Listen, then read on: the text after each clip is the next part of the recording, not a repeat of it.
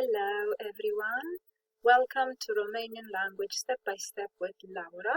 Bine ați venit, bine ați revenit la limba română pas cu pas cu Laura. Lesson 24 today, astăzi lecția 24. Just a big thank you for to those who subscribed recently to my channel. It seems that it is helpful and this can only bring me joy. Mulțumesc celor care v-ați abonat la canalul meu. Asta mi-aduce doar bucurie. Today we are going to learn vremea, the weather, things about the weather, some natural phenomena and some things about temperature. So let's start.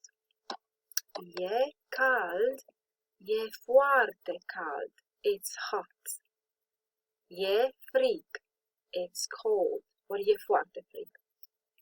E călduț, it's warm. E soare, e însorit, it's sunny. E înnorat, it's cloudy.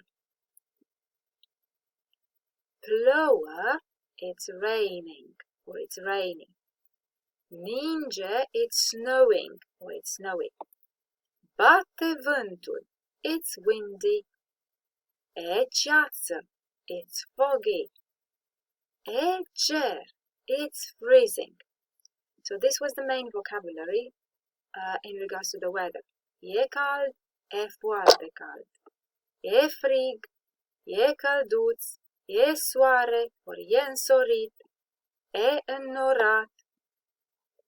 Plouă, ninge, bate vântul, e ceață, e ger. The next step of our activity is to learn some new words for a dialogue that you're going to listen a little bit later. A plăcea, the verb a plăcea, to like.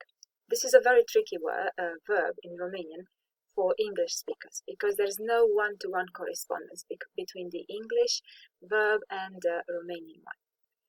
So we say, îmi place, I like one thing, but îmi plac, I like two things, or 10 things, or 10 actions, activities.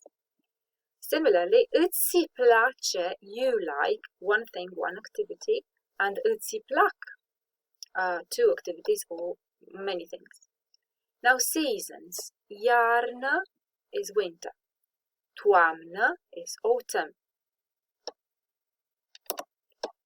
vară is summer, primăvară is spring. And now Crăciun is Christmas. And then when we can say yes, da, but when we answer a negative question, we say ba da, yes I do. Now zi means day, but ziua mea here means my birthday. And in a few moments you're going to listen to a dialogue that I'm going to perform with my very nice assistants. Mami, ție-ți place iarna? Da, dar îmi place vara mai mult. De ce? Iarna e Crăciunul. Da, dar e frig. Mie îmi place când e soare și e cald. Ție nu îți place vara? Ba da, dar îmi place și toamna, pentru că e ziua mea. Îmi plac și primăvara și iarna. Mulțumesc. Thank you to my very nice assistant for her help. That was our lesson. As I was saying today, we learned about some phenomena connected to weather and temperature. E cald, e frig, e călduț, e soare, e înnorat. Plouă, ninge, bate vântul, e ceață, e ger. Some new vocabulary which should help you understand the dialogue, and you heard the dialogue. Thank you very much for paying attention to us. I hope it was helpful. Until next time, take care. Până data viitoare, aveți grijă. Mulțumim!